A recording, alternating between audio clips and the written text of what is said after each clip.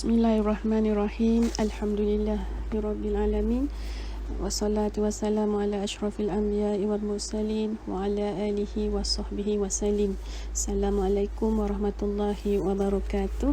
Alhamdulillah, selamat datang ke Madrasah Ramadan untuk hari yang ketiga. Masya-Allah, segala puji hanya milik Allah. Pada hari ini saya ingin berkongsi atau bersama-sama dengan sesiapa yang sudi mendengar perkongsian ini untuk bersama-sama dengan saya menyelusuri juzuk yang ketiga, iaitu surah Al-Baqarah ayat 260 di muka surat yang ke-44, dengan tajuk pada hari ini, tanyalah kepada yang pakar. Jadi sesuatu ayat yang boleh katakan kita boleh pegang sebagai prinsip kehidupan, bagi saya pilihan ayat 260 ini daripada surah Al-Baqarah ni adalah satu pilihan yang baik. Mungkin kita boleh renungi, kita boleh tadabbur dan kita boleh tafakur untuk kita jadikan sebagai suatu ayat yang kita boleh jadikan ianya sebagai panduan untuk kita menghadapi kehidupan yang penuh mencabar pada masa kini. Di dalam ayat Al-Baqarah, surah Al-Baqarah ayat 260, Allah berfirman, dan ingatlah peristiwa Nabi Ibrahim AS berkata kepada Tuhannya, Tuhanku, sudilah kiranya engkau memperlihatkan kepadaku bagaimana engkau menghidupkan orang yang mati. Lalu Allah berfirman, bukankah kamu sudah beriman? Lalu Nabi Ibrahim menjawab, bahkan aku sangat beriman kepadamu, cumanya aku mahu menambahkan ketenangan hatiku dengan menambah iman kepadamu. Lalu Allah memerintahkan Nabi Ibrahim untuk mengambil 4 ekor burung dijinakkan, dan kemudiannya baginda menyembelih 4 ekor burung tersebut, dikorbankan, kemudian dicincang lumat dagingnya, dicampur adukkan antara daging-daging 4 ekor burung itu, dan kemudian diperintahkan baginda untuk meletakkan di penjuru-penjuru gunung yang pelbagai, dan kemudian Nabi Ibrahim diperintahkan untuk memanggil semula burung-burung tersebut. Subhanallah, sesuatu ayat yang dirakamkan yang penuh dengan perkara-perkara yang mencari adat, ya. Masya Allah. Bayangkan daging-daging burung tu sudah dicincang lumat, kemudian kembali bertaut, tulang, darah, bulu, mata, paruh kembali diciptakan. Subhanallah. Nabi Ibrahim tidak nampak kerana ianya berada di bawah gunung. Namun akhirnya burung-burung yang sama yang Nabi Ibrahim telah jinakkan dan sangat baginda kenali telah kembali kepada Nabi Ibrahim AS. Sesungguhnya sebenarnya pada cerita ini ada beberapa episod pembelajaran lah yang kita boleh sama-sama selusuri dan kita ambil ibrah. Jadi bila kita sebut tentang untuk menambahkan keimanan, ianya adalah sesuatu ilmu yang terkait dengan Allah. Ianya adalah lebih kepada ilmu untuk mengenal Allah. Kerana iman ini ia adalah sesuatu cabangnya adalah tauhid. Jadi kalau kita mempunyai masa lapang dan nak dikatakan kehidupan kita pun agak selesa, ya. Tidak ada macam Allah uji dengan perkara-perkara yang berat. Namun kita tidak tahu pada masa hadapan, adakah kita bersedia untuk menghadapi ujian tersebut?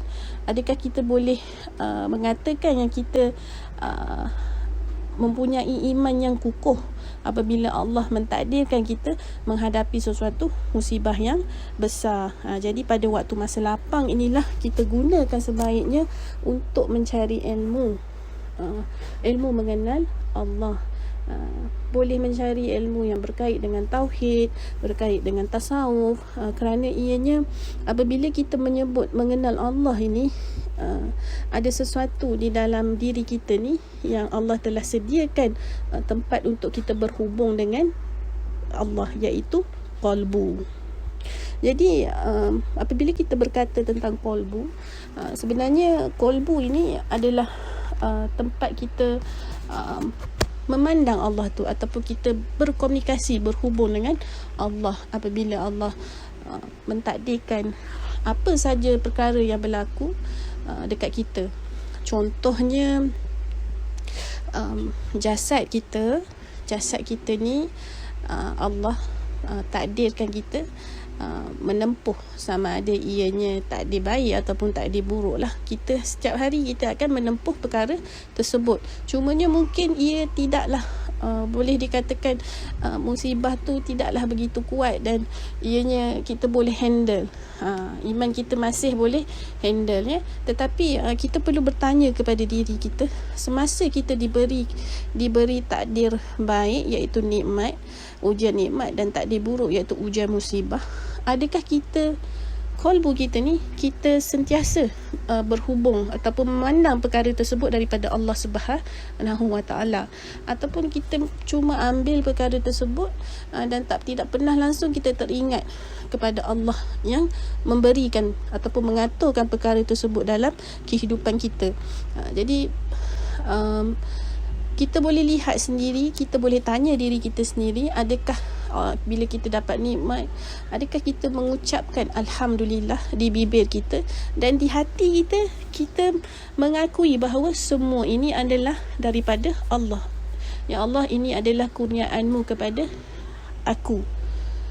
Tak ada daya dan upaya aku pun ya Allah nak dapat semua ni ya Allah, tak ada usaha aku pun ya Allah, semuanya adalah daripada Engkau, semuanya adalah perbuatan Engkau. Aku ni lemah ya Allah, mana mungkin aku dapat buat perkara ni semua, melainkan ianya atas kudrah dan iradah Engkau. Ada tak kita dalam hati kita sentiasa kita bermonolog begitu dengan Allah apabila mendapat nikmat, ataupun apabila kita ditimpa musibah, walaupun ianya kecil, anak-anak kita buat hal ke kan, ada tak kita nampak perbuatan itu adalah perbuatan Allah, di mana Allah kurniakan musibah tu, anak kita buat hal, kita tenang tak? Ada tak sifat sabar dalam diri kita? Jasad kita sabar tak? Dan di dalam qalbu kita, ada tak kita berhubung dengan Allah dan memandang Allah bahawa ya Allah, semua ni adalah aturan Engkau. Hari ni Engkau yang aturkan anak-anak aku nak buat hal. Jadi ya Allah, aku tak mampu ya Allah nak menghadapi semua ni ya Allah, melainkan Engkau kurniakanlah kesabaran-Mu ya Allah, kurniakanlah ketenangan-Mu, kemudahan-Mu ya Allah, bantuan-Mu ya Allah, untuk aku menghadapi anak-anak aku ini dengan tenang. Ada tak kita membuat nafi dan isbat sepanjang kita menghadapi apa saja takdir yang Allah telah tetapkan untuk kita hadapi di dalam qalbu kita? Jika masih tidak ada, maka sudah masanya untuk kita menggunakan masa lapang kita mencari ilmu untuk mengenal Allah, iaitu ilmu tauhid dan tasawuf. Jadi kita ambil lah daripada cerita Nabi Ibrahim ni, bagaimana Nabi Ibrahim menggunakan masa lapang dia dengan meminta sesuatu daripada Allah. Begitu juga kita sama juga, tetapi kita punya side adalah kita perlu mencari ilmu untuk dan daripada ilmu tersebut kita boleh amalkan. Kita boleh amalkan hari-hari kita berhubung dengan Allah ya. Jadi kita boleh ambil sikap Nabi Ibrahim tu, di mana akan ada satu ketika nanti kita akan diuji keimanan ini. Dan pada waktu keimanan kita diuji dengan musibah yang berat, harap-harap apa yang kita telah buat pada masa lapang dengan mencari ilmu dan mengamalkan setiap hari, ia akan memberikan bekalan dan kekuatan untuk kita menghadapi musibah yang berat pada waktu tersebut. Jadi pembelajaran yang pertama adalah kita belajar Nabi Ibrahim AS meminta kepada Allah Subhanahu Wa Taala agar sudilah Allah menambahkan keimanan baginda dengan menunjukkan bagaimana menghidupkan orang yang mati. Nabi Ibrahim AS tidak ada sebarang desakan pun daripada sesiapa tentang perkara ni. Bukan anak-anak dia yang paksa dia, bukan daripada kaum baginda. Permintaan ni tak ada daripada sesiapa. Ianya adalah atas daripada diri dia sendiri. Semacam seakan macam Nabi Ibrahim macam bermonolog dengan Allah, macam mengatakan, wahai Allah, kalau sudi tolonglah tunjukkan, kalau tak sudi pun tak mengapa, saya tetap beriman kepada kamu. Begitulah Nabi Allah tidak memaksa pun Allah. Nabi Allah Ibrahim tidak memaksa pun Allah untuk menunjukkan perkara yang diminta. Dia begitu berlapik sebenarnya, dan begitu beradab kepada Allah Subhanahu wa Ta'ala. Kita juga sebenarnya perlu ada sikap seperti ini, di mana kita percaya sekarang, kalau kita ikutkan semasa keadaan Nabi Ibrahim meminta kepada Allah menghidupkan orang yang mati itu, iman Nabi Ibrahim pada masa itu adalah kuat. Dan Nabi Ibrahim pun kalau kita tengok dia ada masa lapang kan. Jadi kita ni kita boleh ambil ibrah. Cuba kita tanya diri kita, kita ni perlu tak ada sikap macam Nabi Ibrahim tu, ketika kita ada kita ada waktu lapang kan, ketika iman kita masih kuat kan. Apa kata kita menggunakan masa lapang itu untuk menambahkan iman kita dengan mencari ilmu kepada orang yang pakar. Macam kita boleh mencari pelbagai ilmu lah. Kita menggunakan masa lapang tersebut sebab kita sendiri tidak tahu sebenarnya bila kita akan diuji dengan musibah yang berat. Umpamanya beginilah, apabila kita ni menggunakan 1 jam mungkin 1 jam dalam seminggu kan, itu adalah waktu lapang yang kita ada, yang Allah kurniakan kepada kita, dengan kita pergi mencari majlis-majlis ilmu yang berkaitan dengan tauhid dan tasawuf. Ataupun kita boleh gunakan masa lapang itu, dan kita gunakan masa lapang itu untuk membina, orang kata apa, benteng pertahanan yang kuat, dengan mengamalkan ilmu yang kita dapat. Jadi seandainya pada masa akan datang kita diuji oleh Allah dengan kegoncangan iman, seperti kehilangan seseorang yang kita sayangi, kehilangan sesuatu yang kita perlukan, kita boleh menggunakan ataupun apa yang kita telah praktis dan kita amalkan daripada ilmu yang kita dapat tu, mudah-mudahan ianya menjadi satu benteng pertahanan kepada iman kita pada waktu tersebut. Ilmu yang kita dapat memang perlu diamalkan. Kalau kita tak amalkan, kalau setiap hari kita tidak memandang Allah ataupun berhubung dengan Allah di sebalik takdir yang Allah telah tetapkan kepada kita, walaupun ianya kecil saja musibah tu, ataupun ianya berbentuk nikmat, ataupun ianya berbentuk ujian beramal, amal ibadah kita, agak sukar sebenarnya untuk kita dapat memandang atau berhubung dengan Allah nanti, andainya Allah memberi satu musibah yang besar dan berat pada masa akan datang. Masa itu akan terjadinya kegoncangan iman kan. Bagaimana mungkin kita nak berhubung dengan Allah jika pada waktu kita diberi nikmat, kita diuji musibah yang sedikit, ataupun Allah beri ujian dalam kita beramal, kita tidak dapat memandang Allah, kita tidak dapat berhubung dengan Allah di dalam kalbu kita, kerana kita tidak mempunyai ilmu, ataupun ilmu yang kita dapat tu kita tidak amalkan. Maka pentingnya sesuatu ilmu yang kita dapat untuk kita amalkan secara istiqamah, insya-Allah. Sebenarnya kita boleh mengambil ibrah daripada sikap Nabi Ibrahim alaihissalam yang menggunakan waktu lapangnya untuk bertanya kepada yang maha pakar, iaitu Allah Subhanahu wa Ta'ala. Dengan Nabi Ibrahim mengatakan, wahai Allah, saya mahu mantapkan iman saya. Begitulah perumpamaannya ya. Dan kita pun begitu. Wahai Allah, saya mahu mantapkan iman saya supaya bila saya diuji olehmu suatu hari nanti dengan ujian yang berat, iman saya kuat hasil daripada ilmu-ilmu yang saya perolehi dan amalkan sebelum ini. Ini sikap Nabi Ibrahim alaihissalam, iaitu sediakan payung sebelum hujan. Jadi kita sebenarnya jika kita sentiasa berhubung dengan Allah setiap masa dan setiap ketika, dan proses ini adalah memerlukan suatu praktis, iaitu memerlukan suatu istiqamah, mujahadah dalam berkomunikasi dengan Allah dalam setiap apa yang Allah telah tetapkan dengan menggunakan ilmu yang kita dapatkan daripada yang pakar. Jadi ianya ibarat seperti kita menyediakan payung sebelum hujan seperti Nabi Allah Ibrahim kita tidak tahu bila kita akan diuji dengan ujian yang berat, maka ilmu dan amal yang kita amalkan sebelum ini ianya seumpama eksperimen yang Nabi Ibrahim lakukan, iaitu melakukan perintah Allah dengan mencari 4 ekor burung.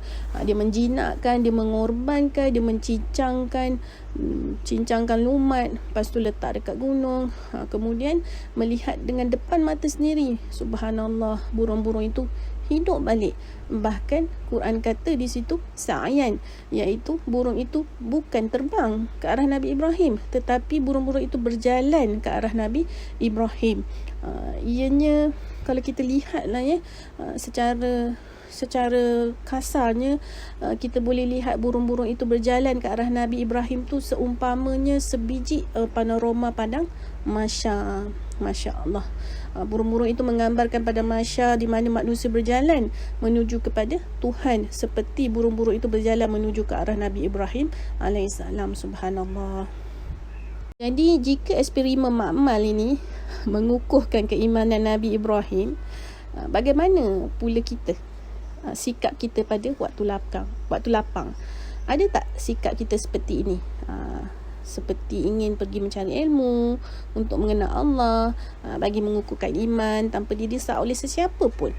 Diri sendiri ni yang bersikap proaktif, bersikap ingin mengambil inisiatif, dan tindakan Nabi Ibrahim alaihissalam juga mengajar kita tentang Rasulullah sallallahu alaihi wasallam sendiri, di mana kalau kita masih ingat, Nabi diminta oleh Jibril di ketika itu Nabi di Gua Hira untuk membaca, sedangkan Nabi Muhammad SAW berkata, aku tidak boleh membaca.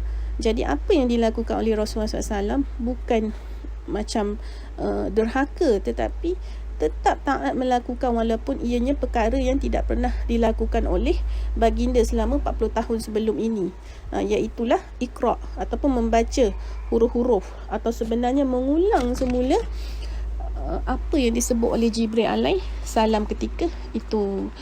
Baginda SAW dilatih oleh Allah untuk melawan zon selesa untuk menentang arus pengalaman baginda sendiri, kerana kadang-kadang dalam hidup kita ni Allah uji kita supaya ianya untuk menyelahkan sesuatu yang selama ini tidak ada, tidak diselahkan dalam diri kita. Jadi Nabi Muhammad SAW yang tidak pernah membaca, kerana Quran hendak diturunkan, Nabi boleh membacakan Al-Quran. Allah jadikan Nabi boleh membaca Al-Quran dan tidak selainnya.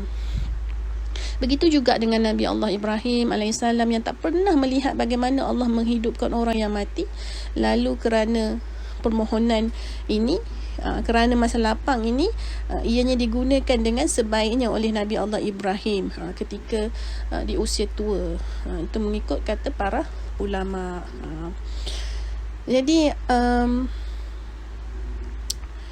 kita sendiri sebenarnya perlu ada sikap dalam diri kita untuk keluar daripada zon selesa yang kita hadapi sekarang.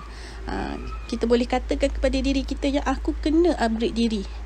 Aku seperti mana Nabi Ibrahim AS dan Rasulullah SAW.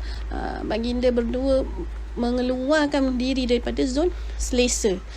Jadi kita cuba, semoga dengan kedatangan Ramadan kali ini dan dengan tadabbur ayat 260 ini, ianya menjadi satu suntikan semangat bagi kita untuk keluar daripada zon selesa kita, dan apabila kita ada masa lapang tu, kita gunakan waktu lapang itu dengan mencari ilmu yang boleh memantapkan lagi iman kita ataupun mengukuhkan lagi pegangan dan kepercayaan kita kepada Allah Subhanahu wa Ta'ala dengan mencari ilmu yang terkait dengan Allah, iaitu ilmu tauhid. Dan tasawuf itu sendiri adalah sesuatu ilmu yang terkait dengan adab dan akhlak. Ianya perlu seiring. Kalau nak mengenal Allah ni, perkara yang paling utama adalah adab dan akhlak.